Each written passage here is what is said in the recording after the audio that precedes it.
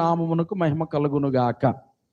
రోమాపత్రిక 12వ అధ్యాయము 2వ వచనం అనేటటువంటిది చాలా బలమైనటువంటి వచనం. ఆ వచనం మన హృదయములో ఎప్పుడూ కూడా సుఖనివాసం చేసేదిగా ఖచ్చితంగా ఉండాలి. ఎందుకు ఉండాలి అని కనుక మనం ఆలోచన చేస్తే దానిలో రాయబడినటువంటి అద్భుతమైనటువంటి మాట ఏంటంటే, దేవుని చిత్తమేదో పరిశీలించి, దేవుని చిత్తమేదో పరీక్షించి. ఈ మాట ఎంత అద్భుతమైనది అని అంటే, ప్రభువైన యేసుక్రీస్తు కల్వరి సిలువకు ఆయన వెళ్ళే ముందు దేవుని యొక్క సన్నిధిలో చేస్తూ ఉన్నటువంటి ప్రార్థన ఏంటో తెలుసా? నీ చిత్తమైతే ఈ గిన్నె నా యొద్ద నుండి తొలగించు, ఆయనను నా ఇష్ట ప్రకారం కాదు, నీ చిత్తమే, నీ చిత్తమే. అడుగడుగున అణువణువున చూడండి, జీవము కలిగిన దేవునికి అడుగడుగున అణువణువున ప్రభువైన యేసుక్రీస్తు తన్ను తాను సమర్పించుకుంటూ ఏం చేస్తున్నాడు తెలుసా? దేవుని చిత్త ప్రకారం జీవించడానికి ఆయన ఇష్టపడుతున్నాడు. ఇక్కడ ఉన్నటువంటి మనందరి జీవితంలో గుర్తుపెట్టుకోండి బాగా, నీ ఎడల దేవునికి ఒక చిత్తం ఉంది. అది సంవత్సరానికి ఒకసారి చిత్తం, 10 సంవత్సరాలకు ఒకసారి చిత్తం అని కాదు. ఆ చిత్తం ఎలా ఉంటుంది అని అంటే, ప్రతిరోజు నువ్వు ఎలాగుండాలో, ప్రతిరోజు మనం ఎలా జీవించాలో ఆ విధంగా జీవించటానికి దేవునికి ఒక ప్రణాళిక, దేవునికి ఒక చిత్తం ఉంది. అయితే నీవు నేను తెలుసుకోవలసిన మాట ఏంటంటే, ఉదయం లేచిన వెంటనే మనం చెప్పవలసినటువంటి మాట, రాత్రి నిద్రలో ఉన్నవాళ్ళు నిద్రలోనే పోయారు ప్రభువా, ఈరోజు నేను బ్రతికున్నాను అనంటే నా ఎడల నీకు ఏదో ఒక చిత్తం ఖచ్చితంగా ఉంది.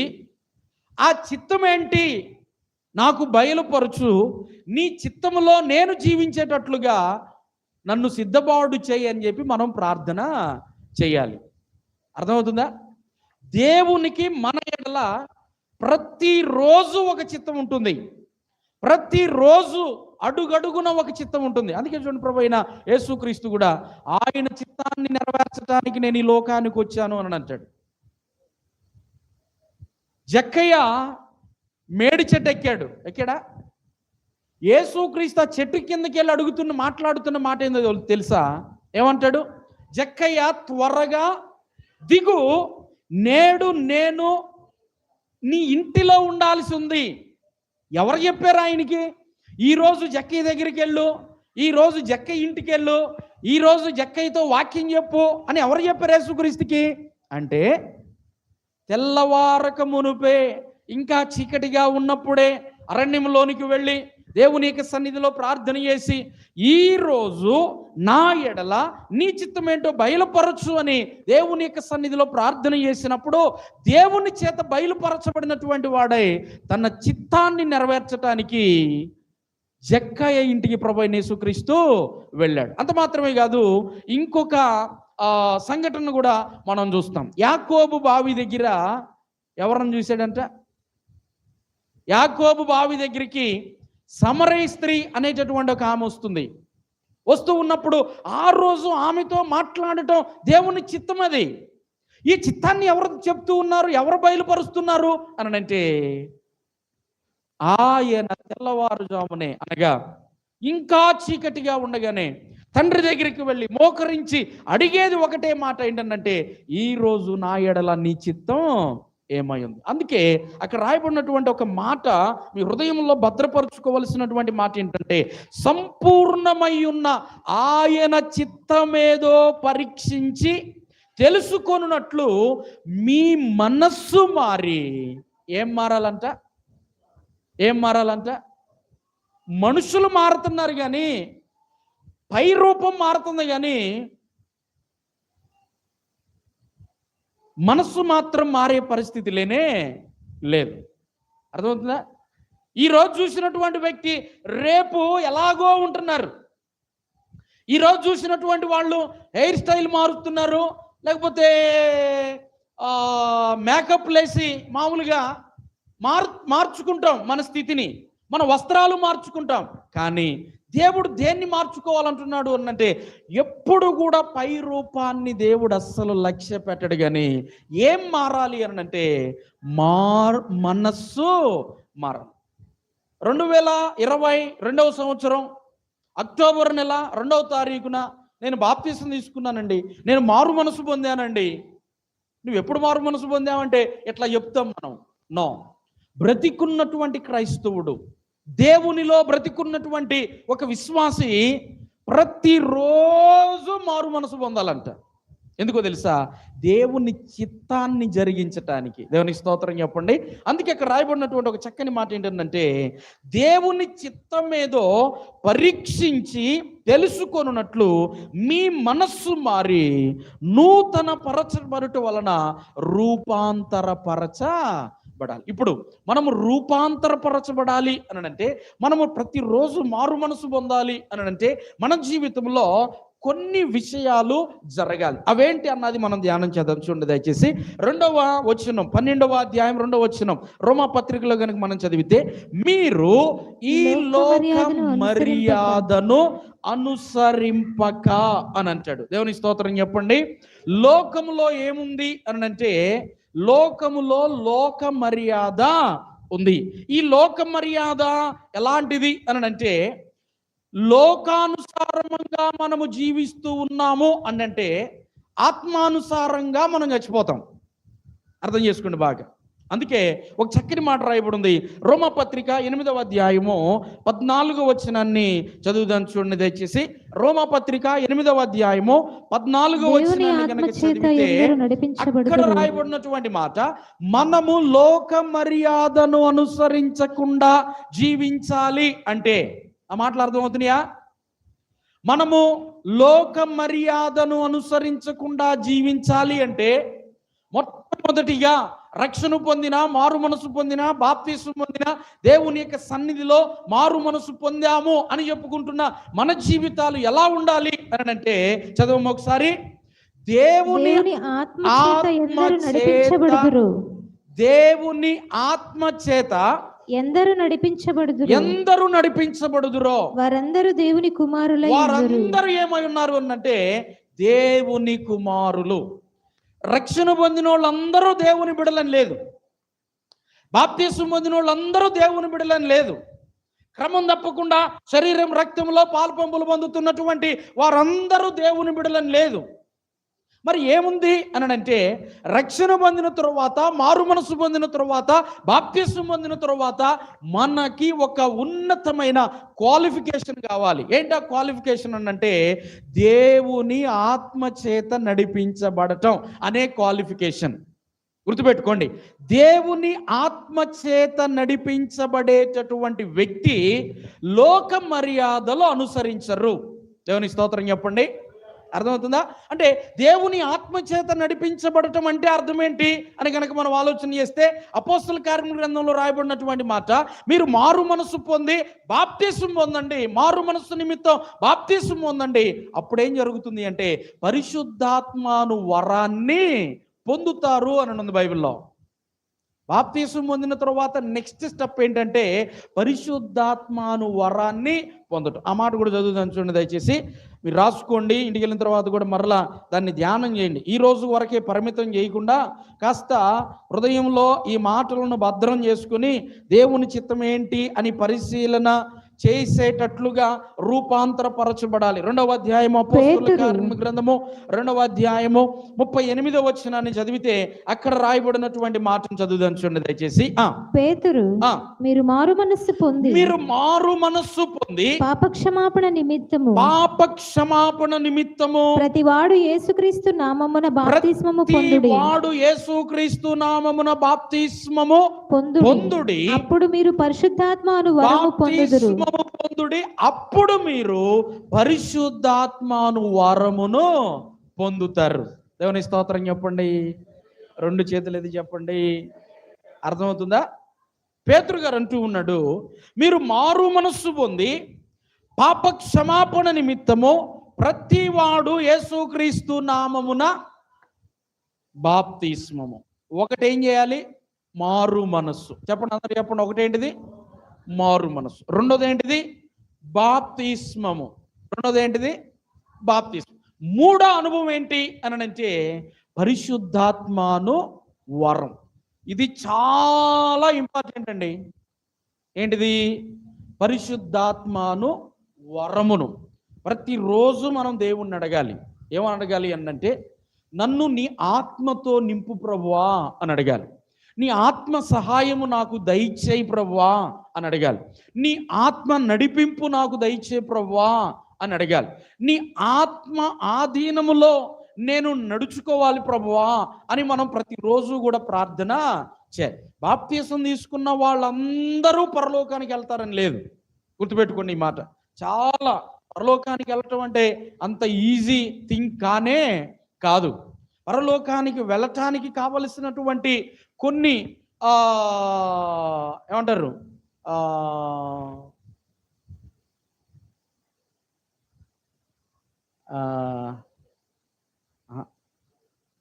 కొన్ని అనుభవాలు, ఓకే, వాటిలో గుండా మనం నడిపించబడాలి. ఒకటి ఏంటిదంట? మారు మనస్సు. చెప్పండి, క్రైస్తవ్యానికి ఒక ఇరుసు లాంటిది మారు మనస్సు. అర్థమవుతుందా? క్రైస్తవ్యానికి ఒక 2 చక్రాలు ఉన్నాయి అనుకోండి. ఒక బండి ఉంటుంది, చక్రాలు ఉంటాయి కదా. ఆ చక్రాలకి ఒక ఇరుసు, ఆ 2 చక్రాలను కలుపుతూ ఒక రాడ్ ఉంటుంది. ఆ రాడ్డే చాలా ఇంపార్టెంట్ అయిన సంగతి. ఆ రాడ్ లేకపోతే, ఆ రాడ్ మధ్యకి ఇరిగిపోతే చక్రాలు పనిచేయవు. మారు మనస్సు కూడా అంత విలువైనది, అంత శ్రేష్టమైనది. ప్రకటన గ్రంథంలో 7 సంఘాల గురించి రాయబడ్డాయి. ఎన్ని సంఘాల గురించి చెప్పాలి? 7 సంఘాల గురించి రాయబడ్డప్పుడు ఆ 7 సంఘాల్లో పదే పదే ప్రతి సంఘం గురించి రాస్తూ ఉన్నప్పుడు చెప్పబడిన మాట ఏందో తెలుసా? మారు మనస్సు పొందండి, మారు మనస్సు పొందండి. అదేంటి పాస్టర్ గారు, మేము మారు మనసు పొందలేదా అని అంటే, మన క్రియలను బట్టి మనం మారు మనసు పొందామో లేదో, మనం ఆత్మచేత నడిపించబడుతున్నామో లేదో ఖచ్చితంగా దేవునికి తెలుస్తుంది. దేవుని స్తోత్రం చెప్పండి. నాకు తెలియాల్సినంత అవసరం లేదు, మీ పక్కమ్మటోళ్ళకి తెలియాల్సినంత అవసరం లేదు. కానీ ఎవరికి తెలియాలి అని అంటే, సమస్తము స్పష్టంగా చూడగలిగినటువంటి దేవుడు, చిమ్మ చీకటి అయినా మిట్ట మధ్యాహ్నం వెలుగులో చూసేటట్లుగా చూడగలిగినటువంటి దేవుడు, యథార్థవంతులను బలపరచటానికి ఈ లోకంలో ఉన్న మనుషులందరినీ చూస్తూ ఉన్నటువంటి దేవుడు, మానవుని యొక్క హృదయాలను పరిశీలించేటటువంటి ఆయన, మనము నిజంగా మారు మనసు పొందామో లేదో, నిజంగా ఆత్మ నడిపింపులో ఉన్నామో లేదో అని ఖచ్చితంగా దేవుడు ఆయన తెలుసుకొని ఉంటాడు. అందుకే అక్కడ రాయబడినటువంటి మాట ఏంటంటే, దేవుని ఆత్మ చేత ఎందరూ నడిపించబడుదురో. ఇప్పుడు మనకి ఏం కావాలి అని అంటే, దేవుని యొక్క పరిశుద్ధాత్మ యొక్క నడిపింపు కావాలి. పరిశుద్ధాత్మ యొక్క ఆధీనంలో మనం పెరగాలి. పరిశుద్ధాత్మ దేవుని యొక్క నింపుదల కావాలి. ప్రతిరోజు దేవుణ్ణి మనము అడిగి పరిశుద్ధాత్మ శక్తి చేత ఈ లోకంలో మనం జీవించేటటువంటి వారముగా ఉండాలి. అలాగ ఉంటే మాత్రమే మనము ఈ లోక మర్యాదను అనుసరించము అని రాయబడింది. బైబిల్ గ్రంథాన్ని కనుక మనం ఆలోచన చేస్తే, లోక మర్యాదను అనుసరించి చాలా నష్టాన్ని చవిచూసినటువంటి ఒక కుటుంబం ఉంది. ఆ కుటుంబం ఎవరి కుటుంబం అంటే లోతు కుటుంబం. ఎవరి కుటుంబం అది? లోతు కుటుంబం.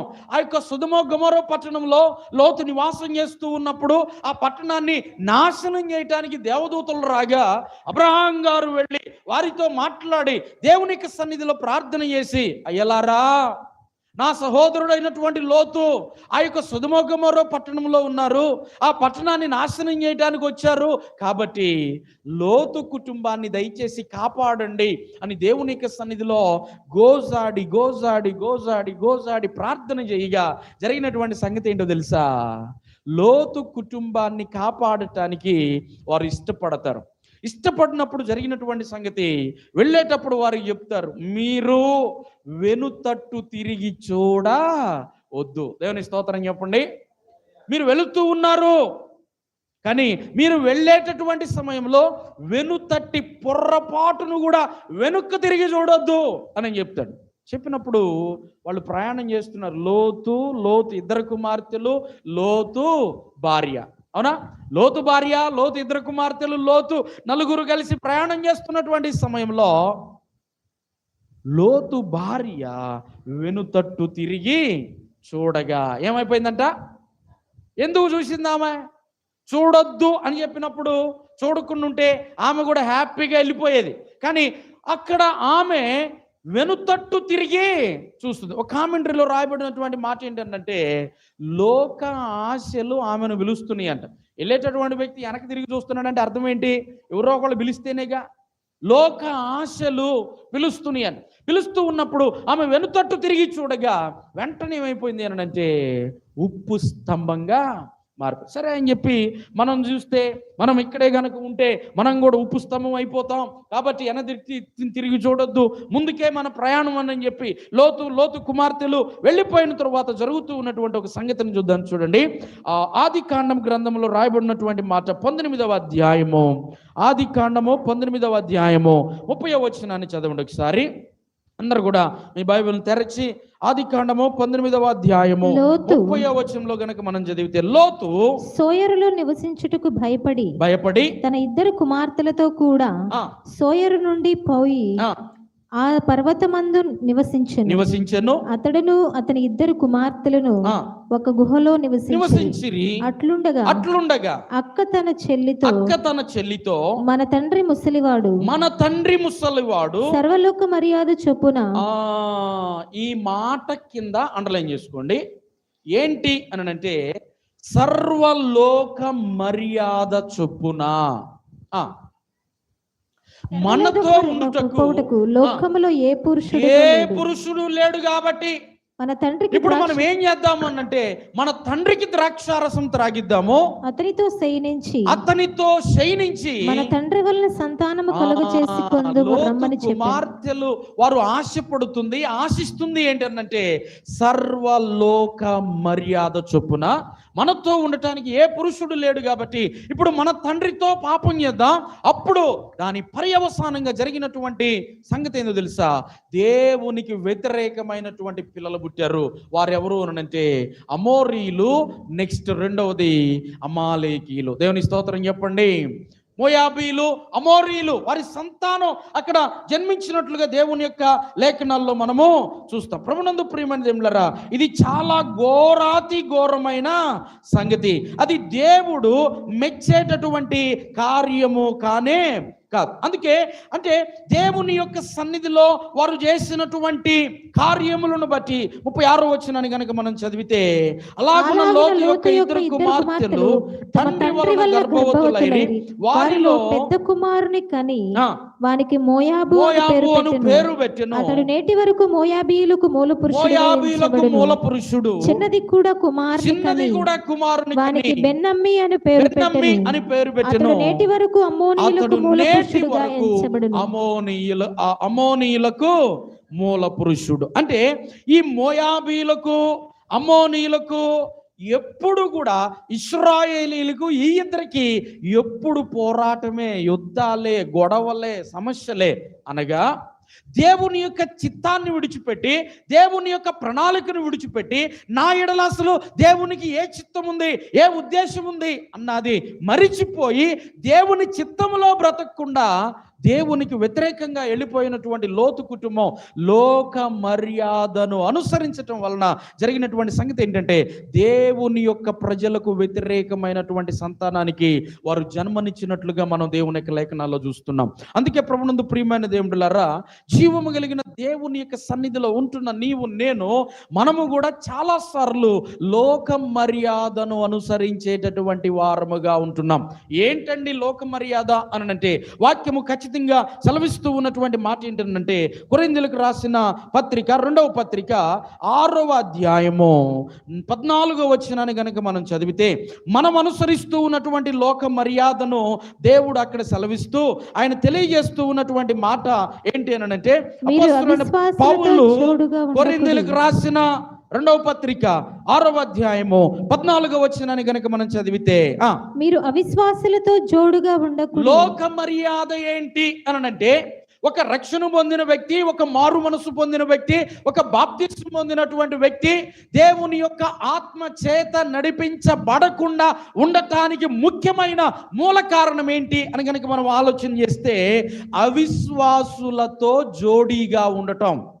క్రీస్తు అంటే ఎవరో తెలియనటువంటి వారితో జోడుగా ఉండటం, దేవుని యొక్క ఆత్మ అంటే ఏంటో తెలియనటువంటి వారితో జోడుగా ఉండటం, విశ్వాసము లేనటువంటి వారితో మనము జోడుగా ఉండటం. చాలా జాగ్రత్తగా మనం గమనించవలసినటువంటి విషయం ఏంటంటే, మీరు ఈ లోక మర్యాదను అనుసరింపక అనుంది. ఏంటి లోక మర్యాద అని కనుక మనం ఆలోచన చేస్తే, అవిశ్వాసులతో జోడుగా ఉండటం. ఇది చాలా మనము గ్రహించవలసినటువంటి విషయం, గమనించవలసినటువంటి విషయం.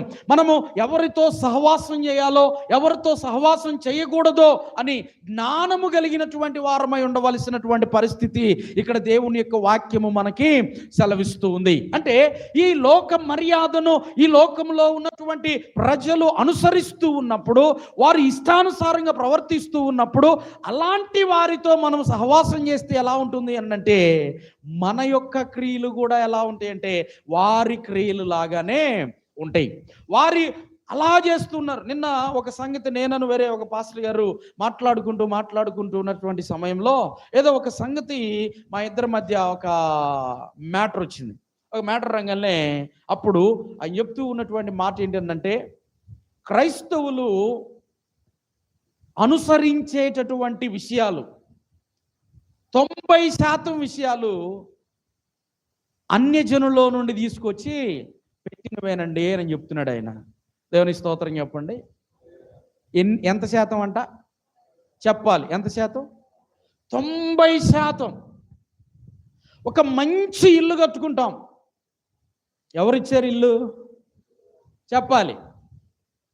ఇంట్లోకి నీళ్ళు వచ్చి దుప్పట్లు దిండులు అన్నీ ఒక మంచం మీద వేసుకొని, నీళ్ళు వచ్చినప్పుడు కొనుక్కోవటానికి అవకాశం లేక 2 కాళ్ళు ఎత్తి కుర్చీలో కూర్చొని ఆ రాత్రి అంతా గడిపిన సందర్భాలు చాలా మంది జీవితాల్లో ఉంటాయి. సొంత గృహాలు లేక దేవుడు గృహం ఇచ్చిన తర్వాత అప్పుడు ప్రార్థన చేస్తాం, ప్రభువా గృహం ఇచ్చిన తర్వాత చేసే అన్నీ ఏం చేస్తాం? గుమ్మడికాయ కట్టడం. ఓకే, తర్వాత రకరకాలైనటువంటి విషయాలు మన కుటుంబాల్లో ఏం జరుగుతూ ఉన్నవో ఒకసారి మీ విజ్ఞతకే నేను వదిలేస్తున్నా, ఆలోచన చేసుకోండి. క్రైస్తవులు అని మనం ఉంటూ ఉన్నప్పుడు నీవు వాక్యములో నుండి తప్పిపోకుండా ఉండటానికి దేవుడు నీకు వాక్యాన్ని ఇస్తే, ఆ వాక్యమును నేనేం చేయాలంటే ప్రతిరోజు చదవాలి. దేవుని స్తోత్రం చెప్పండి. ఏం చేయాలి? ఎస్, ఆ వాక్యములో నుండి మనము కుడికి కానీ ఎడముకి కానీ తొలగిపోకుండా ప్రతిరోజు చదువుతూ ఉన్నప్పుడు అప్పుడు మనకు అర్థమవుతుంది, నేను ఎలా జీవిస్తూ ఉన్నాను, ఈ రోజు నేను బ్రతకటానికి నేను ఎలా బ్రతకాలి, నేను జీవించటానికి నా ఎడల దేవుని చిత్తమేంటి అని అన్నటువంటిది దేవుడు తన వాక్యము ద్వారా మనతో ఖచ్చితంగా ఆయన మాట్లాడతాడు. వాక్యము, బైబుల్ అనేటటువంటి ఏది తెలుసా? దేవుని యొక్క హృదయం. అది వాక్యం ఏంటిది చెప్పాలి? వాక్యం ఏంటిది? దేవుని యొక్క హృదయం. నీవు వాక్యాన్ని చదువుతున్నావు అనంటే అర్థం ఏంటో తెలుసా? నీవు దేవుని యొక్క హృదయానుసారుడిగా మారుతున్నావు అని అర్థం. బైబిల్లో ఒక వ్యక్తికి ఆ పేరుంది, నా హృదయానుసారుడు అని. ఎవరైనా? దావీదును దేవుడు అంటున్నటువంటి మాట, దావీదు నా హృదయానుసారుడు. ఎందుకు ఆయన హృదయానుసారుడు అయిపోయాడు అంటే, దినములో 3 సార్లు దేవుని యొక్క వాక్యాన్ని చదువుతూ, దినములో 3 సార్లు ఆయన ప్రార్థన చేశాడు. భక్తి అంటే ఆదివారానికి మాత్రమే పరిమితం చేయమాకండి దయచేసి. భక్తి అంటే శుక్రవారం మంగళవారం వచ్చి వెళ్ళిపోయినంత మాత్రాన మేమెంతో భక్తి పరులమండి, మేము మంచి ప్రార్థనా పరులమండి అని అనుకోవద్దు. కానీ ప్రతిరోజు దేవుని చిత్తములో నడుచుకోవటం నేర్చుకోవాలి. ప్రతిరోజు దేవుని యొక్క ఉద్దేశాలేంటి అని దేవుని యొక్క చిత్తములోనికి మారు మనసు పొందుతూ రూపాంతరపరచబడేటటువంటి స్థితి కావాలి. అందుకే అక్కడ చెప్తున్నటువంటి మాట ఏంటంటే, మీరు అవిశ్వాసులకు జోడుగా ఉండి. మనం ఆత్మీయంగా ఎదగాలి అని అన్నప్పుడు, ఆత్మీయంగా బలంగా ఉండాలి అని అనుకున్నప్పుడు, ఆత్మీయంగా స్థిరంగా ఉండాలి అని అనుకున్నప్పుడు మనం ఆత్మీయులతో సహవాసము కలిగి ఉండాలి. అందుకే తర్వాత రాయబడుతున్నటువంటి మాట, నీతికి దుర్నీతితో దుర్నీతితో ఏమి సాంగత్యమో. అంటే నిన్ను దేవుడు నీతిమంతుడుగా చేసినప్పుడు మనం దుష్టులతో స్నేహం చేయవలసిన అవసరమో లేదు. వాక్యం సెలవిస్తుంది, దుష్టుడికి దూరంగా ఉండమని. కీర్తన గ్రంథం 1వ వచనం ఏం రాయబడింది? దుష్టుల ఆలోచన చొప్పున నడవక, పాపుల మార్గమున నిలవక, అపహాసకులు కూర్చుండు చోట. అస్సలు నీతికి దుర్నీతితో ఏం సంబంధం? నువ్వు నీతిమంతుడు కదా, యేసుక్రీస్తు రక్తంలో కడగబడినటువంటి వ్యక్తులం కదా. అయితే మనం దుష్టులతో సహవాసము కలిగి ఉండకూడదు. తర్వాత వెలుగునకు చీకటితో ఏమి? నువ్వు చీకటి సంబంధివా, వెలుగు సంబంధివా? ఏ సంబంధివి నువ్వు అమ్మా? వెలుగు సంబంధం. మరి వెలుగు సంబంధులు చీకటిలో నడుచుకున్నటువంటి వారితో అసలు ఏమి సాంగత్యం, ఏమి పొత్తు? మనకు సంబంధం లేదు కదా. జాగ్రత్తగా ఉండాలి కదా, భక్తిలో ఉండాలి కదా, దేవుని యొక్క చిత్తములో ఉన్నటువంటి వారు, దేవుని యొక్క ఉద్దేశాల్లో ఉన్నటువంటి వారు, దేవుని యొక్క ప్రణాళికల్లో ఉన్నటువంటి వారు. అయితే వారి క్రియలతో గనక నీవు కూడా కలిసి, గుర్తుపెట్టుకోండి ఈ మాట, నువ్వు ఏకీభవిస్తున్నావు అనంటే మనం ఏం చేస్తున్నాం తెలుసా? లోక మర్యాదను అనుసరిస్తూ ఉన్నాం. అందుకే అంటాడు, నీవు దొంగను చూచినప్పుడు వానితో ఏకీభవిస్తావు అని ఉంది. ఒకడు దొంగతనం చేస్తున్నాడు. దొంగతనం చేయటం అనేటటువంటిది ఆజ్ఞ అతిక్రమం. ఆజ్ఞ అతిక్రమం అంటే ఏంటి? పాపం. ఆజ్ఞ అతిక్రమమే పాపం. పాపం వలన వచ్చిన జీతం మరణం. అంటే ఏంటి? ఆజ్ఞను అతిక్రమిస్తున్నాము అని అంటే ఆత్మీయంగా చచ్చిపోతున్నాము అని అర్థం. గుర్తుపెట్టుకోండి ఈ మాట. అయితే ఇప్పుడు ఆజ్ఞను అతిక్రమిస్తూ ఉన్నటువంటి ఒక వ్యక్తిని చూసి మనం కూడా ఏం చేస్తున్నామంటే, ఆ వ్యక్తితో ఎప్పుడైతే మనం ఏకీభవిస్తూ ఉన్నామో మనం కూడా చాలా నష్టపోయేటటువంటి ప్రమాదం ఉంది. అంటే ఇప్పుడు మనం దేన్ని అనుసరించి నడుచుకుంటున్నాము అని అంటే లోక మర్యాదను అనుసరిస్తున్నాం. అందుకే అంటున్నాడు, వెలుగునకు చీకటితో ఏమి పొత్తు? క్రీస్తునకు బెలియాలతో ఏమి సంబంధము? అసలు క్రీస్తునకు బెలియాలు అంటే అపవాది, సాతాను. దేవునికి బెలియాలతో, యేసుక్రీస్తుకు బెలియాలతో అసలు ఏమి సంబంధమో? అవిశ్వాసితో విశ్వాసికి పాలెక్కడిది?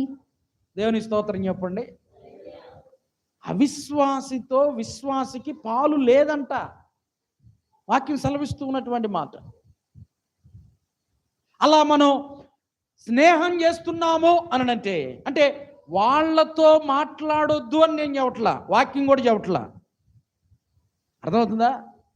వాళ్ళతో మాట్లాడొద్దు అని కనుక వాక్యం చెప్తే మనం ఈ గ్రామంలో, ఈ దేశంలో కాదు, మనకు ఒక ప్రత్యేకమైన దేశం కావాలి.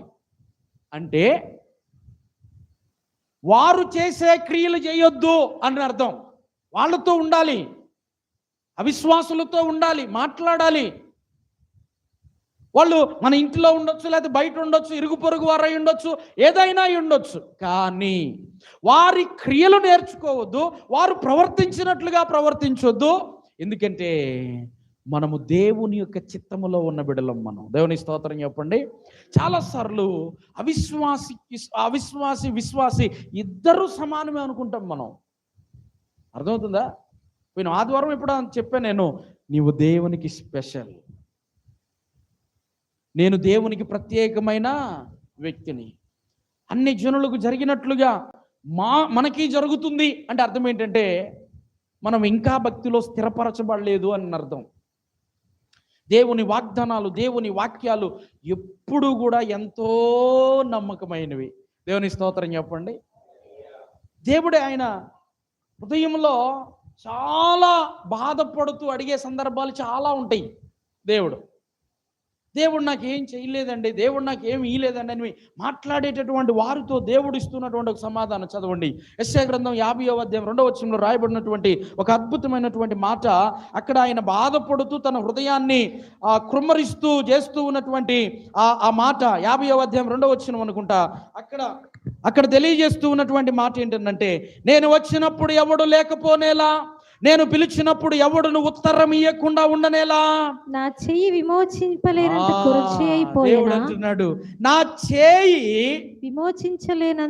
విమోచించడం అంటే నీవు బాధల్లో ఉన్నావు, కష్టంలో ఉన్నావు, శ్రమలో ఉన్నావు, శోధనలో ఉన్నావు, అవసరతల్లో ఉన్నావు, ఇబ్బందుల్లో ఉన్నావు, ఇరుకుల్లో ఉన్నావు, విమోచించలేనంత కురచైపోయిందా నా చెయ్యి?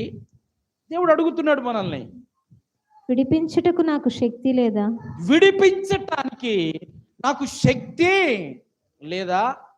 దేవుడే ఇది ఇవ్వాలి, దేవుడే ఈ సహాయం చేయాలి అని అనుకొని బ్రతుకుతూ ఉన్నప్పుడు దేవుడు సహాయం చేయకపోగా ఆయన మన యొక్క జీవితంలో జరుగుతూ ఉన్నప్పుడు ఆ సహాయాన్ని విడిచిపెట్టి మనం లోక సహాయం కోసం వెళ్ళిపోతూ ఉన్నప్పుడు అడుగుతూ ఉన్నటువంటి ప్రశ్న ఏంటంటే, విడిపించటానికి, విమోచించటానికి, కార్యము చేయటానికి నా చేయి కురచైపోయిందా, నాకేమైనా శక్తి తక్కువైందా అని అడుగుతున్నాడు ఆయన. దేవుని స్తోత్రం చెప్పండి. దేవుడు ఒక వ్యక్తి జీవితంలో ఉన్నతమైన కార్యం చేయాలి అని అంటే గుర్తుపెట్టుకోండి ఈ మాట, 3 సార్లు తృణీకరిస్తాడు ఎవరినైనా. ఎన్నిసార్లు? అందరూ గుర్తుపెట్టుకోండి ఈ మాట. ఎన్నిసార్లు దేవుడు తృణీకరిస్తాడు? కానాను స్త్రీ యేసుక్రీస్తు దగ్గరికి వచ్చింది, భయంకరంగా కేకలేస్తుంది, దావీదు కుమారుడు నన్ను కరుణించు, నా కుమార్తెకు దెయ్యం పట్టింది అని కేకలు వేస్తూ ఉంటే యేసుక్రీస్తు ఆమె వైపు కూడా చూడకుండా వెళ్ళిపోతున్నాడు. ఆయన వెళ్ళిపోతూ ఉన్నప్పుడు అలా వెళ్ళిపోవటానికి కారణం ఏంటంటే, పట్టించుకోకుండా వెళ్ళిపోవటానికి కారణం ఏంటంటే తృణీకరించటం. దేవుని స్తోత్రం చెప్పండి. మనం కూడా పదే పదే ఎవరైనా ఒక విషయం మనతో చెప్తూ ఉన్నప్పుడు మనం కూడా చాలాసార్లు ఏం చేస్తామంటే, కుటుంబంలో మన భర్తే కావచ్చు, భార్య ఏదైనా చెప్తూ ఉంటే పట్టించుకోండి వెళ్ళిపోతాడు. అప్పుడు ఎంత బాధ అనిపించింది, ఈ మనిషి చూసేవా అసలు, నేనే కంఠం పోయేటట్టుగా చెబుతా ఉంటే అస్సలు పట్టించుకోవట్లేదని చెప్పి బాధపడతాం. యేసుక్రీస్తు కూడా అలా వెళ్ళిపోతున్నటువంటి సమయంలో పట్టించుకోలా. మరలా వచ్చి అడుగుతుంది ఆమె, నా కుమార్తెకు దెయ్యం పట్టిందయ్యా, దయచేసి నాకు సహాయం చేయవా అని అంటే, రెండోసారి అంటాడు, పిల్లలు తిను రొట్టె ముక్కలు తీసి కుక్క పిల్లలకు వేయటం యుక్తం కాదు అని అంటాడు. రెండవసారి కూడా తృణీకరించి కుక్క పిల్లలకు వేయటం యుక్తం కాదు అంటే అర్థం ఏంటి చెప్పండి? నీ కుమార్తె ఒక కుక్క పిల్ల, నువ్వు ఒక కుక్కవి అన్నట్లుగా. ఓకే, అంటే రెండవసారి కూడా తృణీకరిస్తున్నాడు.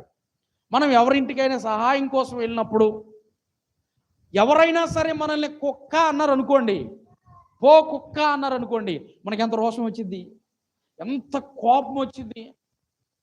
పో, నువ్వు ఇచ్చేదేంది, నువ్వు సహాయం చేసేవేంది, నువ్వు లేకపోతే 100 మంది చేస్తారని చెప్పి మనం వచ్చేస్తాం. కానీ కానాను స్త్రీని తృణీకరించిన శిష్యులు వచ్చి చెప్తారు, అయ్యా పదే ఈమె గొడవ చేస్తుంది, ఈమె సంగతి ఏందో ఒకసారి చూడయ్యా అని అంటే, అప్పుడు అంటున్నటువంటి మాట ఏందో తెలుసా? పిల్లలు తిను రొట్టె ముక్కలు తీసి కుక్క పిల్లలకి వేయటం యుక్తమో, అసలు నేను ఈమెకి స్వస్థత ఇవ్వను. రెండోసారి కూడా తృణీకరించాడు యేసుక్రీస్తు. అప్పుడు మరలా యేసుక్రీస్తు దగ్గరికి వచ్చి ఏమని చెప్తుంది తెలుసా? అయ్యా, యజమాని బల్ల మీద నుండి పడి ఆ ముక్కలు కుక్క పిల్లలు తింటాయి కదా అని అంటాడు. దేవుని స్తోత్రం చెప్పండి. అప్పుడు అంటున్న మాట ఏందో తెలుసా? అమ్మా, నీ విశ్వాసము గొప్పది. దేవుని స్తోత్రం చెప్పండి. అంటే 3 సార్లు తృణీకరించబడినటువంటి ఆమె జీవితంలో యేసుక్రీస్తే నా సర్వము, యేసుక్రీస్తు నేను విడిచిపెట్టను, ఆయనే నాకు ఆధారము, ఆయనే నా స్వస్థత, ఆయనే నా విమోచన, ఆయనే నా కుమార్తెను స్వస్థపరచగలిగినటువంటి వాడు అని చెప్పి పదే ఆయన దగ్గరికి వెళ్ళి అడుగుతూ ఉన్నప్పుడు ఆమెను అంటున్నాడు, నేను ఇన్నిసార్లు తృణీకరించినా, నేను ఇన్నిసార్లు పొమ్మని చెప్పినా నా పాదాలు పట్టుకుంటుంది, నన్ను బతిమలాడుతుంది అని అప్పుడు చెప్తున్నటువంటి మాట ఎందుకు ఇవ్వలేదు అని అంటే, సహజంగా యూదులు అన్ని జనుల్ని ఇష్టపడరు. యూదులు అన్ని జనులను తృణీకరిస్తారు. అర్థమవుతుందా? ఎందుకంటే వాళ్ళకి భక్తి చేయడం చేత కాదని. మా దేవుడు గొప్పోడు, మేము ఆరాధిస్తున్న దేవుడు ఎంతో ఉన్నతమైనటువంటి వ్యక్తి, మేము వీళ్ళకి గనక ఈ రక్షణనిస్తే, వీళ్ళకి గనక ఈ మారు మనసునిస్తే, వీళ్ళకి గనక ఈ బాప్తిసంనిస్తే, ఆజ్ఞలను అనుసరించటం వీళ్ళ వల్ల కాదు, భక్తి చేయటం వీళ్ళ వల్ల కాదు, ప్రార్థన చేయటం వీళ్ళ వల్ల కాదు. తర్వాత దేవుని యొక్క సన్నిధిలో ఆజ్ఞలను కట్టడలను అనుసరించి నడుచుకోవటం వీళ్ళ వల్ల అస్సలు కానే కాదు. ఒక మాటలో చెప్పాలి అని అంటే, మనం పనికి మాలినోళ్ళగా ఎంచుతారంట వాళ్ళు. అందుకే చూడండి, పేతురు గారు కొర్నేలి దగ్గరికి వెళ్ళమంటే ఏమంటాడు ఆయన? నేను పోను అంటాడు. దేవుని స్తోత్రం చెప్పండి. 2 చేతులకి చెప్పండి, గట్టిగా చెప్పండి. పేతురు గారు ఎవరు? యూదుడు ఆయన. కొర్నేలి ఎవరు? ఒక అన్యుడు ఆయన. ఆ కొర్నేలి దగ్గరికి యూదుడైనటువంటి పేతురును బొమ్మంటే ఆయన అంటాడు, వీళ్ళు అసలు అన్యులు వేస్ట్, వీళ్ళు భక్తి చేయడం చేత కాదు, ఆజ్ఞలు అనుసరించడం చేత కాదు, పరిశుద్ధంగా ఉండటం చేత కాదు, ప్రార్థన చేయటం అంతకన్నా చేత కాదు, భక్తిలో ఉన్నట్టే ఉంటారు, ఎప్పుడు కాడి కింద పడేస్తారో కూడా వీళ్ళు తెలియదు, వీళ్ళు నిష్టగా ఉండరు అని చెప్పి వాళ్ళ గురించి మాట్లాడుతూ నేను కొర్నేలి దగ్గరికి వెళ్ళను అంటాడు. అప్పుడు జరిగినటువంటి సంగతి ఏం తెలుసా? ఒక దర్శనం వచ్చింది. ఒక దుప్పట్లో చతుష్పాద జంతువులన్నీ, రకరకాలైన జంతువులు వచ్చి ఉన్నప్పుడు వీటిని తిను అనగా నేను తిన్నా అంటాడు. నేను తినకూడదు, ఇవి నాకు హేయము అంటే, అన్ని జనులు కూడా యూదులకు హేయులు, అసలు ఇష్టం లేనటువంటి వాళ్ళు. అసలు ఒక మాటలో చెప్పాలంటే మనుషులుగా కూడా మనల్ని చూడరు, ఎందుకంటే మనం నిలకడలేని వాళ్ళమని. కానీ దేవుని యొక్క ఆశ, దేవుని యొక్క చిత్తం ఏంటో తెలుసా? మన వలన యూదులకు రోషాన్ని పుట్టించాలి అని దేవుని చిత్తం అది. మరి ఆ చిత్తంలో మనకు వస్తున్నామా అని అంటే, ఇంకా మనం ఎక్కడున్నాము అని అంటే ఆయన చిత్తానికి కిలోమీటర్ దూరంలో ఉన్నాం. దేవుని స్తోత్రం చెప్పండి.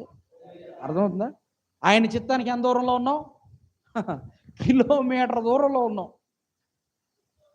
కొర్నేలి ఇంటికి వచ్చినటువంటి పేతురు బిత్తరపోతాడు. అయ్యో, ఇంత భక్తిపరుడా కొర్నేలి. కొర్నేలి జీవితంలో ఏమేం జరుగుతుందో తెలుసా? చెప్పండి, ఏం జరుగుతుందో?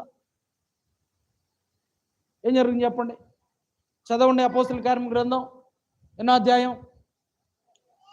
10వ అధ్యాయం 1వ వచనం చదవండి. కొర్నేలి ఎంత నిష్ఠ కలిగినటువంటి భక్తి చేస్తున్నాడో, ఎంత నిష్ఠ కలిగినటువంటి భక్తిలో జీవిస్తున్నాడో.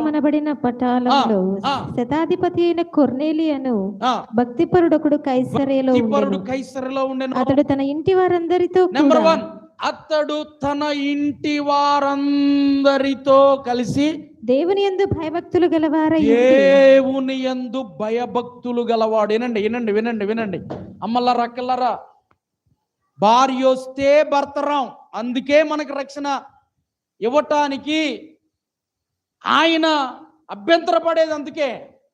అన్ని జనులు అసలు వీళ్ళ వల్లే కాదు భక్తి చేయడం అనేది అందుకే. కొర్నేలి అన్యుడైనప్పటికీ ఏం చేస్తున్నాడు?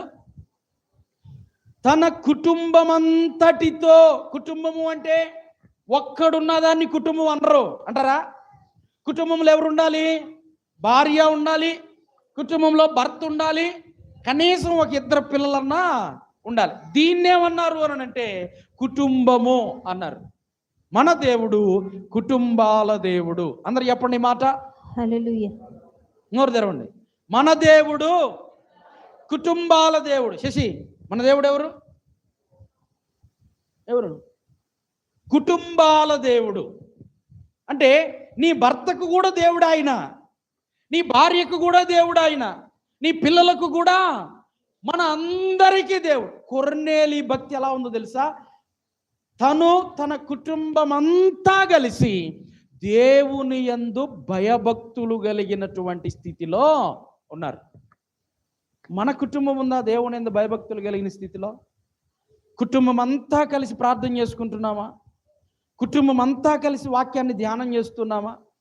కుటుంబంలో ఉన్నటువంటి చదువుకున్నటువంటి వారు, ఆ రోజు వాక్యాన్ని చదివి ఏదైనా ఒక 2 మాటలు కుటుంబానికి వివరించగలుగుతూ ఉన్నారా? మరి ఎలా కుటుంబం భయభక్తుల్లోకి వస్తుంది? వాక్యము తెలియదు నీకు, వాక్యము అవగాహన లేదు నీకు, వాక్యాన్ని నీ భార్యకు కానీ, లేకపోతే వాక్యాన్ని నీ భర్తకు కానీ, వాక్యాన్ని నీ పిల్లలకు కానీ వివరించి చెప్పగలిగినటువంటి ఇంకా ఆత్మీయ స్థితిలోనికి నువ్వు రాలా. నువ్వు ఎలా భయభక్తులు కలిగి ఉంటావు? కానీ కొర్నేలి కుటుంబం చూడండి, తన కుటుంబం అంతా కూడా దేవుని యందు భయభక్తులు కలిగి ఉండటము అని అంటే దేవుడు చెప్పింది చెప్పినట్టుగా అనుసరించటం. దేవుని స్తోత్రం చెప్పండి. ఇందును బట్టి నాకు తెలుస్తుంది నీవు దేవుని యందు భయభక్తులు కలిగిన వాడవు అని. ఎవరితో అన్నాడు దేవుడు? అబ్రహాం గారితో. నీకు ఒక్కగానొక్క కుమారుని తీసుకుని వెళ్ళి బలర్పించు అని అంటే ఆయన ఏమంటాడు? కట్టెల సిద్ధపాటు చేసుకున్నాడు, అగ్ని సిద్ధపాటు చేసుకున్నాడు తన కుమారుణ్ణి. అప్పుడు ఇస్సాకు వయసు ఎంత? 35 సంవత్సరాల వయసు. తన కొడుకును తీసుకుని వెళ్ళి బలిపీఠం కడుతున్నారు ఇద్దరు కలిసి. జరిగిన సంగతి ఏంటో తెలుసా?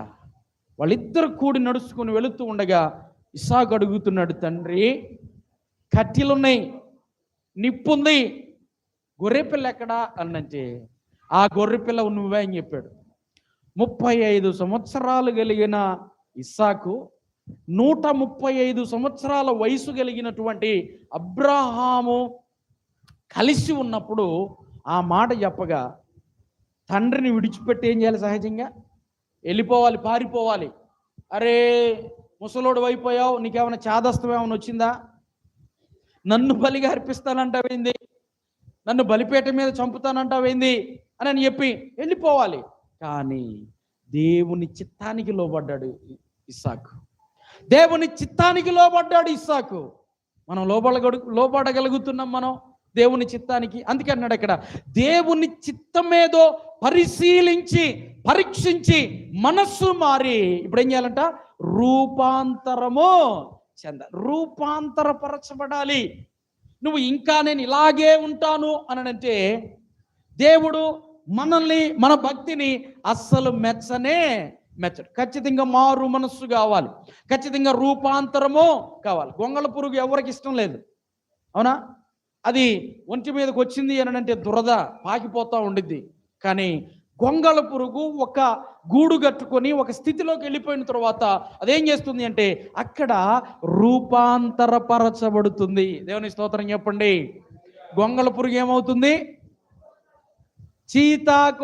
ఇప్పుడు సీతాకోక చిలుక అది ఎగురుతా ఉంటే ఎంతమంది సంతోషంగా చూస్తారు పిల్లలు. ఓకే, అది దాన్ని పట్టుకోవటానికి కూడా వెళతాం. గొంగళ పురుగును పట్టుకోవటానికి వెళ్తామా? వెళ్ళాం. ఎందుకంటే అది రూపాంతరపరచబడి అందముగా సౌందర్యంగా తయారైంది.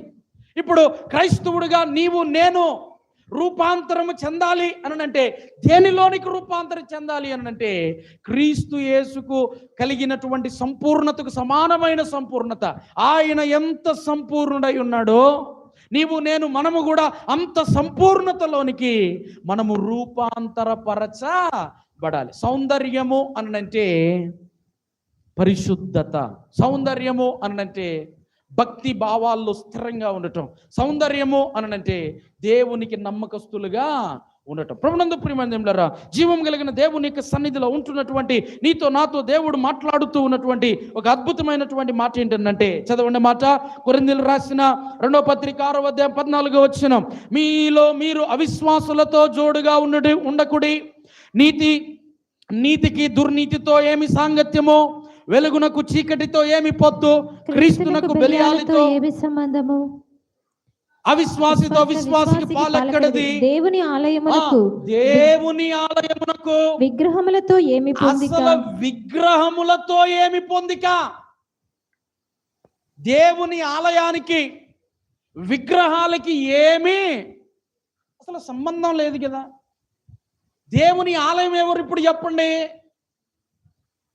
దేవుని ఆలయం ఎవరు? మనమే దేవుని ఆలయం. 4 గోడలు కట్టి ఓకే ఇది మందిరము అని పేరు పెడతాం. నిజానికి ఇది మనం కూడుకునేటటువంటి స్థలం మాత్రమే. ఇది దేవుడు ఇక్కడ ఉన్నాడు. గుర్తుపెట్టుకోండి ఈ మాట. దేవుడు హస్తకృత్యములో అంటే మనుషులు నిర్మించినటువంటి దేవాలయంలో దేవుడు ఉన్నాడు. ఎప్పుడుంటాడు ఆయన? మనం వచ్చినప్పుడు మనకన్నా ముందు వస్తాడు. మనం ఇక్కడి నుంచి వెళ్ళిపోగానే ఆయన వెళ్ళిపోతాడు. అర్థమవుతుందా? అయితే జరిగేటటువంటి సంగతి. మరి మందిరం ఎవరు? దేవాలయం ఎవరు అంటే నువ్వే ఒక దేవాలయం, నేనే ఒక దేవాలయం. అందుకే అంటున్నాడు, జీవము గల దేవుని ఆలయమై ఉన్నాము. దేవుని ఆలయమునకు విగ్రహములతో ఏమి పొందిక, మనము జీవము కలిగిన దేవుని ఆలయమై.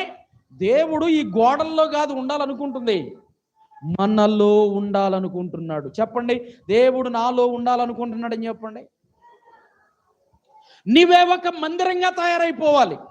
దేవుని యొక్క ఆలయంగా నీవు నేను తయారైపోవాలి. ప్రభునందు ప్రియమైన దేవులారా, మనము దేవుని యొక్క మందిరాలై ఉండగా, గుర్తుపెట్టుకోండి, మనము దేవుని యొక్క మందిరాలై ఉండగా మనం ఏం మోస్తున్నామో తెలుసా?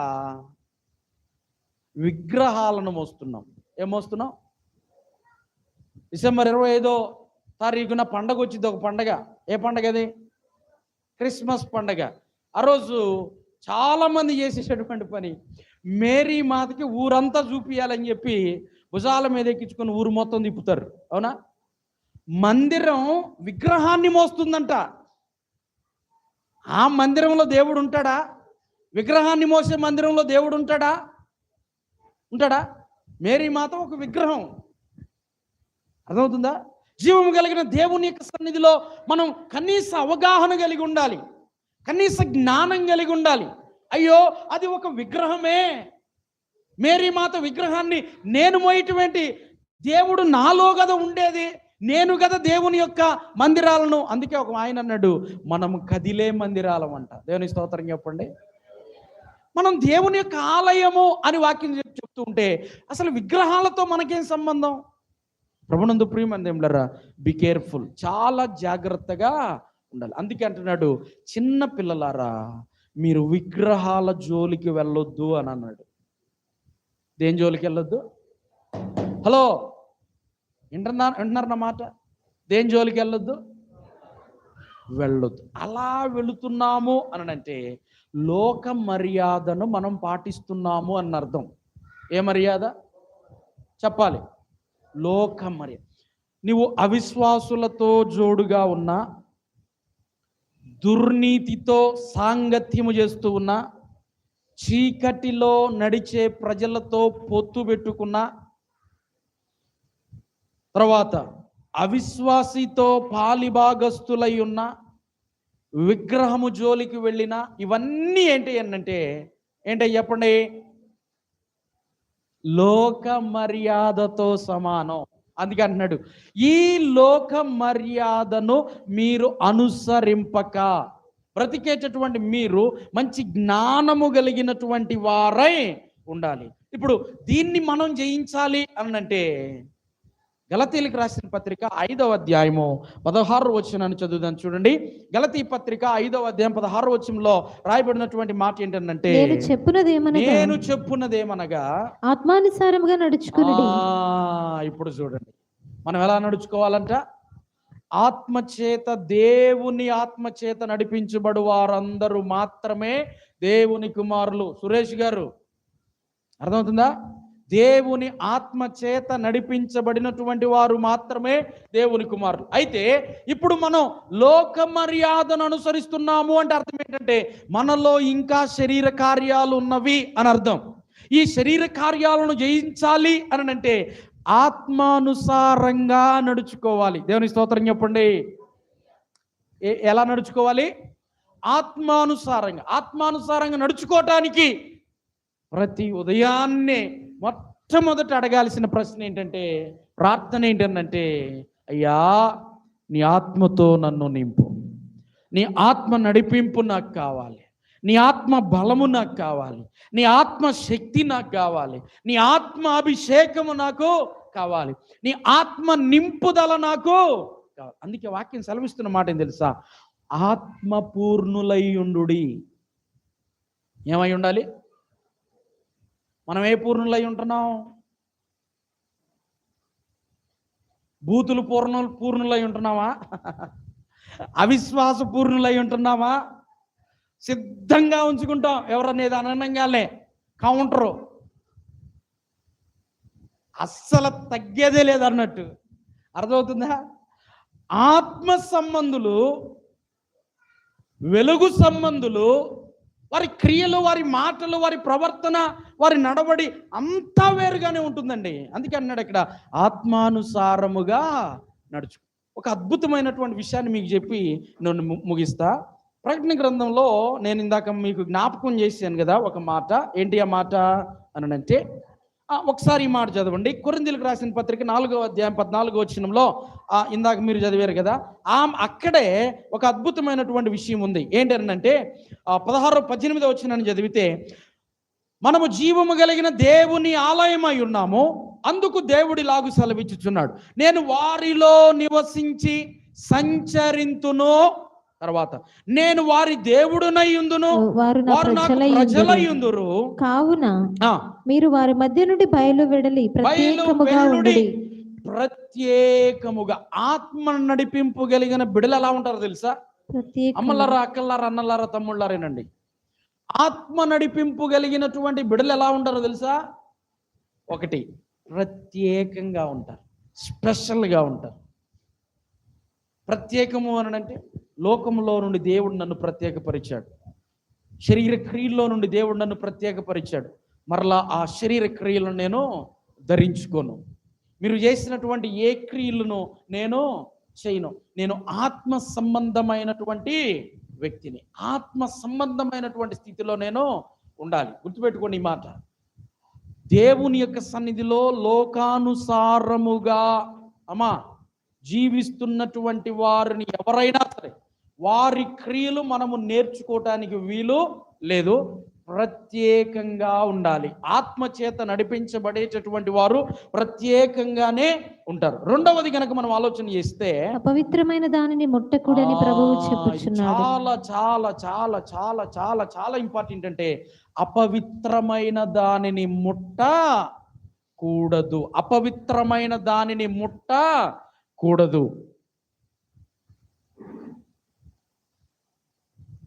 బబులోనుకు 3 పిల్లలను తీసుకొచ్చారు. ఆ పిల్లల పేర్లేంటి చెప్పండి? షడ్రకు, మేషకు, ఎస్, వెరీ గుడ్. రాజు తినే ఆహారం తినండి అని చెప్పారు వాళ్ళని. అన్నారా? వాళ్ళు ఏమంటారు చెప్పండి? ఇది తింటే మేము అపవిత్రులం అయిపోతాం. అబ్బా, ఎంత చక్కని ఆలోచన. మనం నేర్చుకోవాల్సింది ఏంటి అంటే, చేయను, కాదు, నా వల్ల కాదు అని నో చెప్పటం కూడా మనం నేర్చుకోవాలంట. అర్థమవుతుందా? అమ్మా ఇది తినమ్మా, ఏం కాదు, ఏమైద్ది, ఒక తిను అని చెప్పంటే తీసుకొని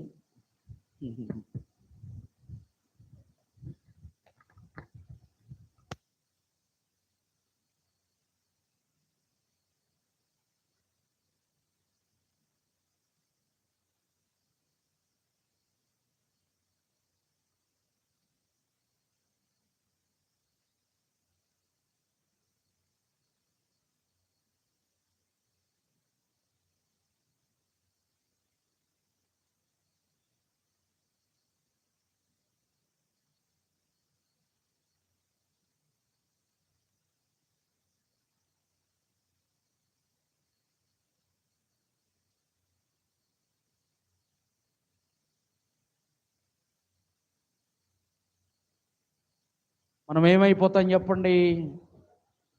నో అని చెప్పటం కూడా అది దేవుని చిత్తం. అలా నేర్చుకోకపోతే కాంప్రమైజ్ అయి జీవించాలి మనం. లోకంలో కాంప్రమైజ్ అయి జీవించాలి మనం. నో అని చెప్పటం నీకు చేత కాకపోతే పవిత్రులం అయిపోతాం. అన్నీ చేయదగినవి కాదు. వాక్యం సెలవిస్తున్నటువంటి మాట, అన్నీ చేయదగినవి కావు. అందుకే అక్కడ అంటున్నాడు, అపవిత్రమైన దానిని ముట్టకూడదు అని ప్రభువు. ప్రభువు అన్న మాట చిన్న అక్షరాల్లో ఉందా, పెద్ద అక్షరాల్లో ఉందా? అంటే అర్థం ఏంటి? ప్రభువు అంటే రాజులకు రాజు, ప్రభువులకు ప్రభు అయిన యెహోవా అని అర్థం. పెద్ద ఆయన చెప్తున్నాడు, మన తండ్రి చెప్తున్నాడు. ఏమని? అపవిత్రమైన దానిని ముట్టకూడదు. గుర్తుపెట్టుకోండి, చాలా సీరియస్గా చెప్తూ ఉన్నా. నేనెంతకాలం ఉంటానో తెలీదు, మీరెంతకాలం ఉంటారో తెలీదు. దేవుని దగ్గర మనం అందరం నిలబడతాం. నేను నిలబడతాను, మీరు నిలబడతారు. మా పాస్టర్ గారు మాకు ఈ మాటలు చెప్పలేదు అని మీరు చెప్పకూడదు, నేను చెప్పకూడదు. అర్థమవుతుందా? అందుకే కొన్ని కఠినంగా ఉన్నా చెప్పక తప్పదు. ఎందుకంటే దేవుని రాకడ సూచనలు జరిగిపోతా ఉన్నాయి. ఆల్రెడీ యూదులు ఆల్రెడీ తిరిగి వచ్చేసారు. యెరూషలేము దేవాలయం నిర్మాణం అవటానికి సిద్ధంగా ఉంది. మొన్న ఎర్రని పెయిలను 5 పెయిలను తీసుకొచ్చారంట బలి అర్పించటానికి. 5 పెయిలను తీసుకొస్తే 3 పెయిలు యాక్సెప్ట్ అయినాయి అంట, 2 పెయిలు తృణీకరించబడ్డాయి అంట. అట్లా అది శాంపిల్ అర్పణకు అర్పించటానికి, ఓకే, దేవునికి సన్నిధిలో బలి అర్పించటానికి అది ఒక శాంపిల్. అలాంటి బలులు ఇంకా 10 జరగాలంట. అవన్నీ శాంపిల్. ఇంతవరకు ఎప్పుడు కూడా యూదులు సుమారు 400 సంవత్సరాలు దాటిపోయింది. యూదులు యెరూషలేము దేవాలయం యొక్క ఆవరణములు అడుగుపెట్టలేదు.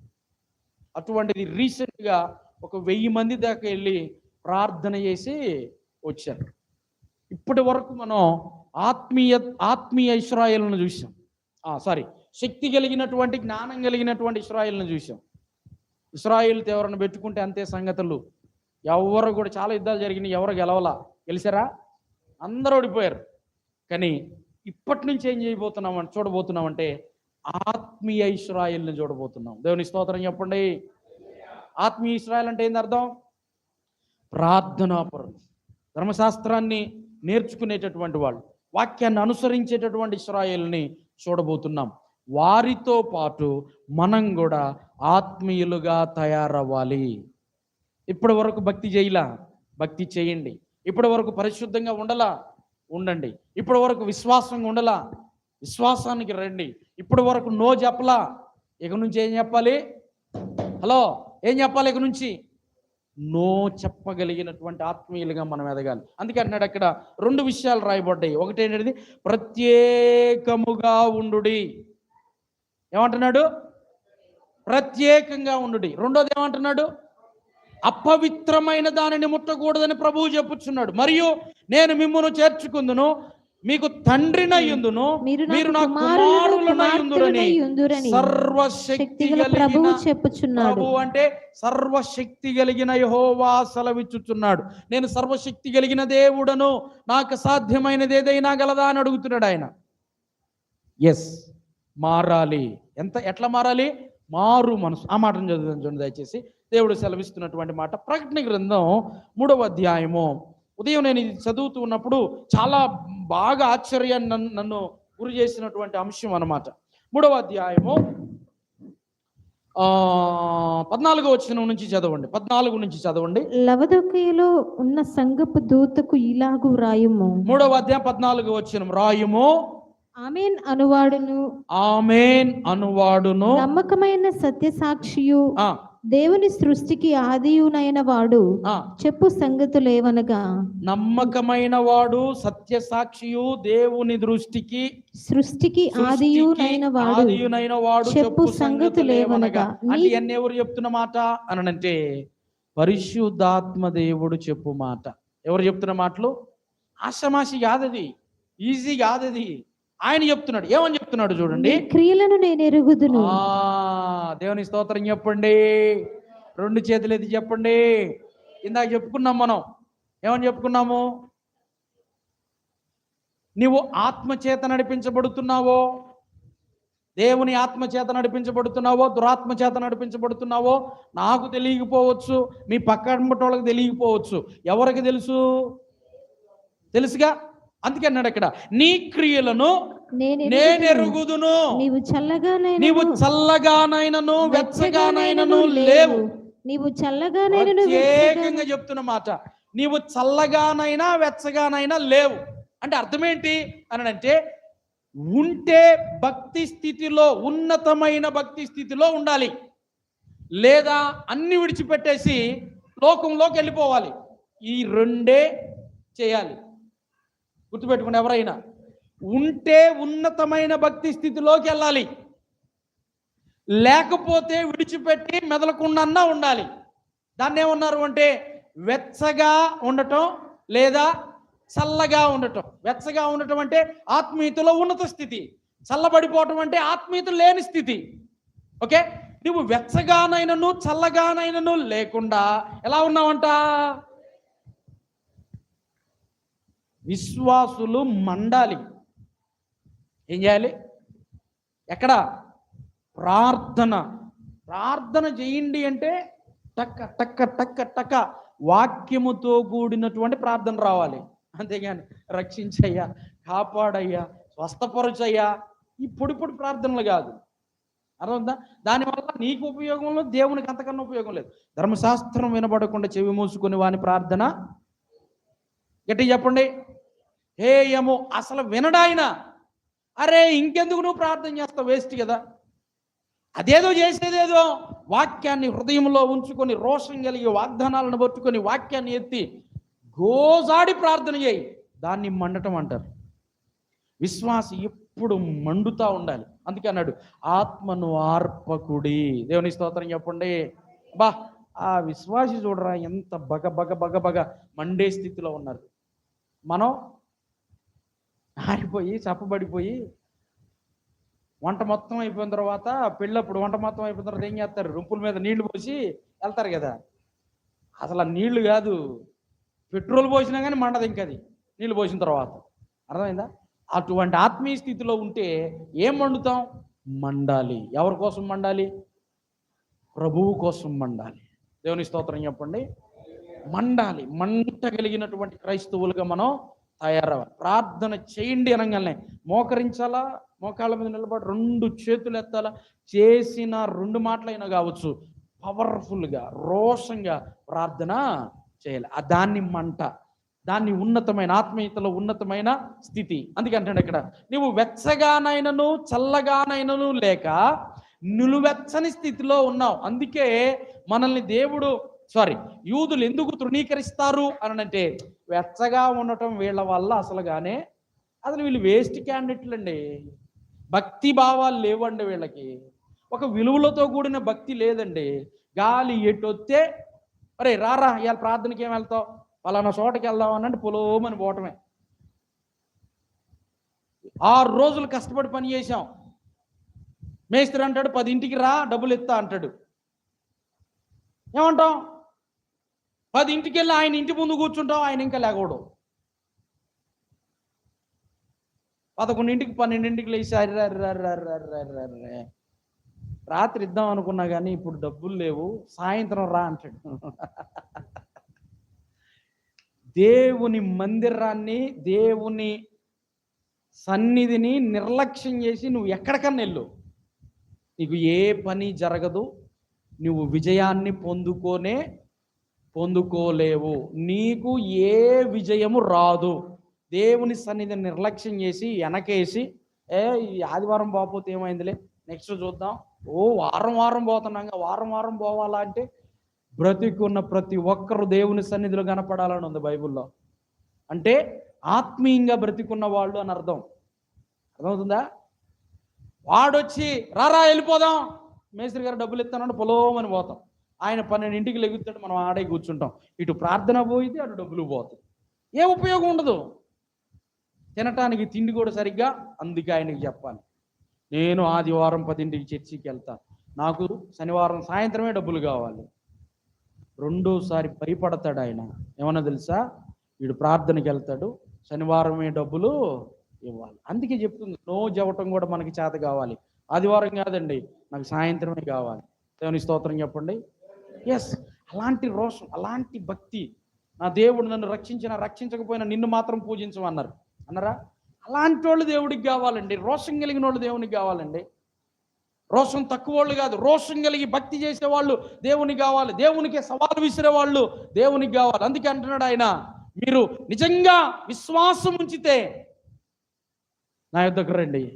విశ్వాసం ఉంచకపోతే నా దగ్గర రావటం కూడా వేస్టే. ఏమంటున్నాడు? ఆ మాట చెప్పండి, పూర్తి చేయండి. ఆ మాట ఏంటిది? తన యొద్దకు కాదు,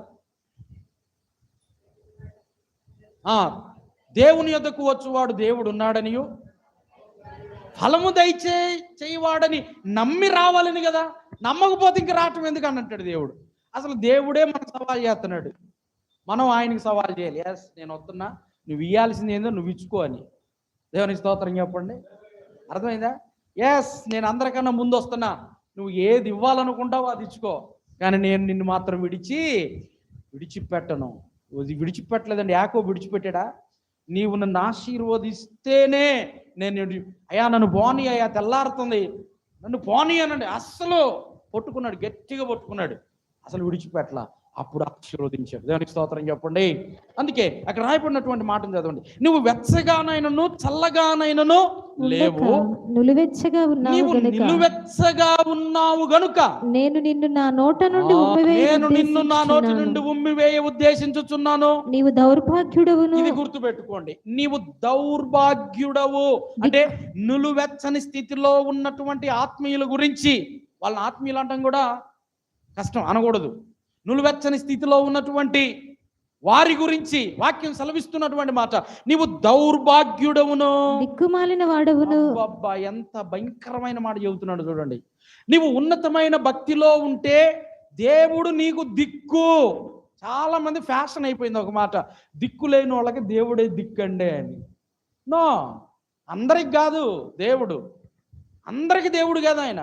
భక్తి ఎవరైతే నిజంగా చేస్తారో, రోషం కలిగి చేస్తారో, ఆయన మీద ఆధారపడతారో, ఆయన వాక్యంలోనికి మార్చబడతారో, రూపాంతర పరచబడతారో, మారు మనసు పొందుతారో, అయ్యా నిన్ను తప్ప నేను విడిచి పెట్టను. నయోమి రూతుని ఎన్నిసార్లు తృణీకరించి చెప్పండి మాయ్ వెళ్ళిపో మీ ఇంటికి అని చెప్పింది. అత్తమా ఆ మాట అనొద్దు అని అంది. నేను ముసలిదాన్ని అయిపోయాను, నేను పిల్లల్ని కనలేను, భర్తలు చచ్చిపోయారు, ఇంటికి వెళ్ళిపోండి, నా ఎమ్మటి రావద్దు అని అంది. ఎగ్గిరి గంతేసింది. ఎవరు? ముద్దు పెట్టుకొని ఇంటికి వెళ్ళిపోయింది. జరిగిన సంగతి ఏందో తెలుసా?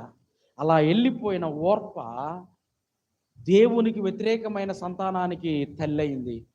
ఆమె ఎవరు అంటే ఫిలిస్తీన్లకు తల్లి అయిపోయింది ఆమె.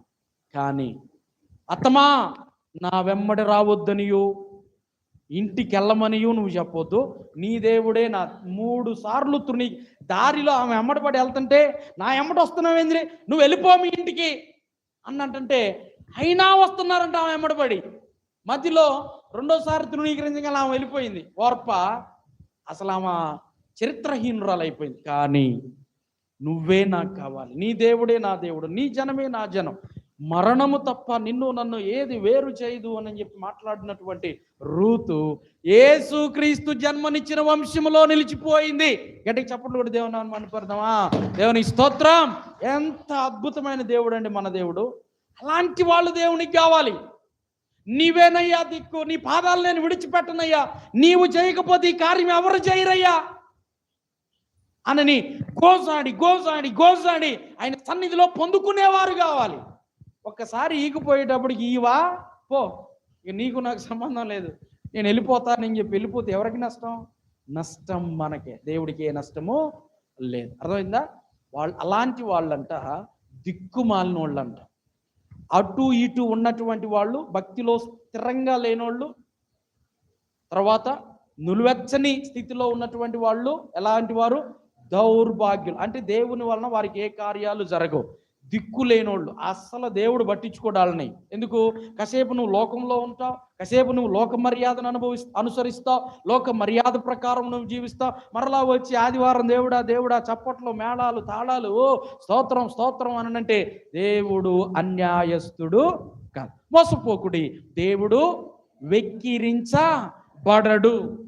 24 గంటలు 24 అవర్స్ ఆన్ డ్యూటీ. ఒకటే డ్యూటీ, యేసయ్య డ్యూటీ. నువ్వు పని చేసుకుంటున్నావా? స్తుతించు. నువ్వు ఏదైనా బిజీ పనిలో ఉన్నావా? నోట్లో ప్రార్థన చేసుకో, హృదయంలో ప్రార్థన చేసుకో, హృదయం వాక్యముతో నింపుకో. దేవుని సన్నిధిలో రక్తస్తుతి చెల్లించు, దేవుని యొక్క సన్నిధిలో స్తోత్రం అని చెప్పు. అప్పుడు నా జీవితంలో దేవుడు మనకు దిక్కుగా ఉంటాడు. దేవుని స్తోత్రం చెప్పండి, హల్లెలూయా చెప్పండి.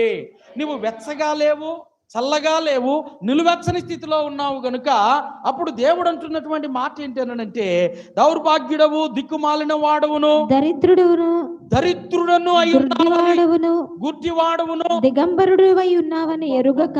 ఎన్ని మాటలు చెబుతున్నాడు చూడండి. ఆ మాటలు చదువుతున్నప్పుడే మనకు రోషం రావాలండి.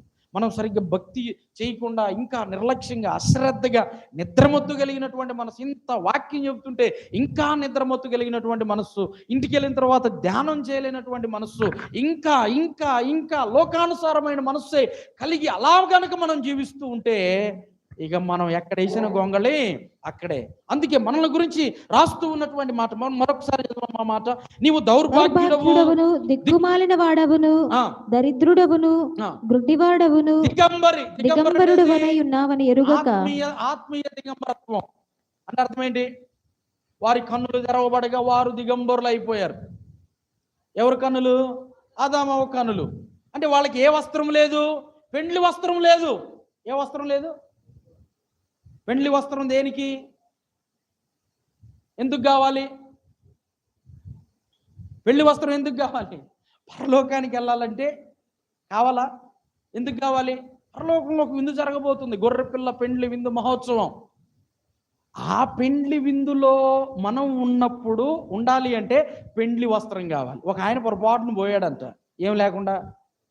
అప్పుడు ఆ పెండ్లికి పిలిచినటువంటి ఆయన వచ్చి అడుగుతున్నాడు, స్నేహితుడా, పెండ్లి వస్త్రం లేకుండా ఇక్కడికి ఎలా వచ్చావంటే, ఏదో చెప్పబోయాడు కానీ యాక్సెప్ట్ నాట్ యాక్సెప్ట్, నీకు పెండ్లి వస్త్రం లేదు కనుక. అప్పుడు తన పరివారాన్ని పిలిచి ఏం చేశాడు చెప్పండి? కాళ్ళు చేతులు కట్టేసి వెలుపలి చీకటి కొట్లో పడేశాడు. దేవుని స్తోత్రం చెప్పండి, రెండు చేతులకి చెప్పండి.